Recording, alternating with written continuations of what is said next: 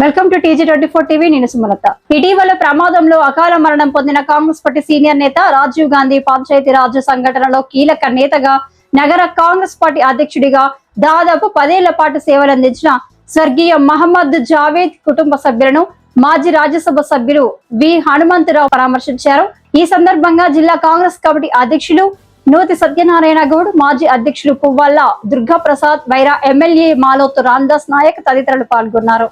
ఈ సందర్భంగా వి హనుమంతరావు మాట్లాడుతూ మహమ్మద్ జావేద్ అకాల మరణం కాంగ్రెస్ పార్టీకి, ముఖ్యంగా ఖమ్మం నగర కాంగ్రెస్ కు తీరని లోటని పేర్కొన్నారు. క్రమశిక్షణ గల నాయకుడిగా, పార్టీ కష్టకాలంలో అహర్నిశలు పనిచేసిన వ్యక్తిగా జావేద్ సేవలను గుర్తు చేసుకుంటూ ఆయన అందరితో కలివిడిగా ఉంటూ పార్టీ అభివృద్ధికి విశేషంగా కృషి చేశారని కొనియాడారు. ఆయన ఆత్మకు శాంతి చేకూరాలని ఆకాంక్షించారు. అదేవిధంగా జావేద్ కుటుంబ సభ్యులకు పార్టీలో తగిన ప్రాతినిధ్యం కల్పించేందుకు కాంగ్రెస్ అధిష్టానంతో చర్చించి అవసరమైన సహకారం అందిస్తామని హామీ ఇచ్చారు. ఈ కార్యక్రమంలో రాష్ట్ర కాంగ్రెస్ నాయకులు, జిల్లా నాయకులు, కార్యకర్తలు పెద్ద సంఖ్యలో పాల్గొని జావేద్ కుటుంబ సభ్యులకు తమ ప్రగాఢ సానుభూతిని తెలియజేశారు.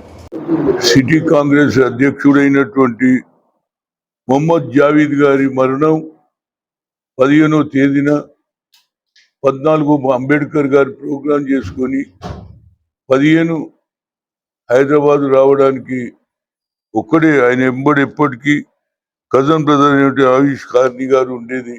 కానీ ఆయన మొట్టమొదటిసారి నువ్వు నేను పోతా అని చెప్పిండు, పని ఉన్నదని.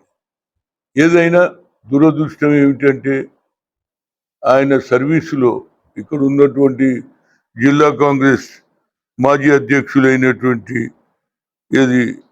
దుర్గా ప్రసాద్ గారు, ఇప్పుడు ప్రస్తుత జిల్లా అధ్యక్షుడు ఉన్నటువంటి సత్యనారాయణ గారు, అదేవిధంగా టౌన్ ప్రెసిడెంట్ అయినటువంటి చౌదరి గారు, మన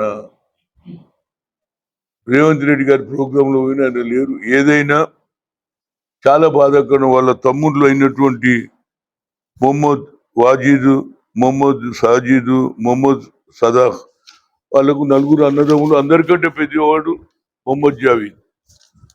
అతను పార్టీలో పనిచేస్తూ కుటుంబ సభ్యులను కూడా, పిల్లలను, ఒక అమ్మాయినేమో మొహమ్మద్ షైలా జావేద్ ఏమో లాలో ఎక్స్పర్ట్, ఆమె లా చేస్తుంది. ఇంకో అమ్మాయి మదియా సావతి జవీద్ గారు డాక్టర్ కూడా చదివిస్తున్నాడు. ఆయన మొదలు నిజంగా చెప్పాలంటే రియల్ ఎస్టేటు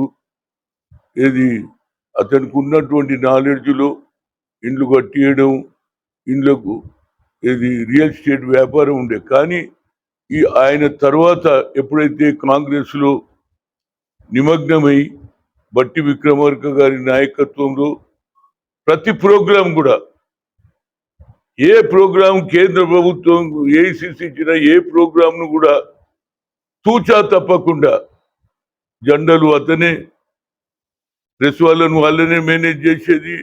జిల్లాలో ఉన్నటువంటి ప్రతి నాయకులను అందరినీ కూడా మీటింగ్లో రావాలని చెప్పేది. అదేవిధంగా మా మిత్రుడు ఉన్నటువంటి మాజీ ఐఎన్టీసీ అధ్యక్షుడు అయినటువంటి ఫ్రెండు, అట్లా చాలా మంది. అసలు ఖమ్మం జిల్లాలో తెలియనటువంటి వాడు లేడు. ఊర్లో ఉన్న ఫోన్ చేసి పిలిచేది, అరే రండ్రాబాయ్ మీటింగ్ అని. ఇక సిటీలన మైనార్టీస్ కాదు, అతని పేరుకు మైనార్టీ, కానీ అందరికంటే హిందువులు ఎక్కువ లైక్ చేసేది ఆయన భాష, మాటల. అలాంటి వ్యక్తి నిజంగా చనిపోవడం నిజంగా కాంగ్రెస్కే ఎక్కువ నష్టం అనేది నా ఉద్దేశం. అలాంటి ఎక్కడ ట్రైనింగ్ క్యాంపులు ఉంటే మా మీనాక్షి నటరాజన్ ఏడ మీటింగ్ పెట్టినా పోయేది, ఢిల్లీలో కాదు పంజాబ్లో పెట్టినా పోయేది.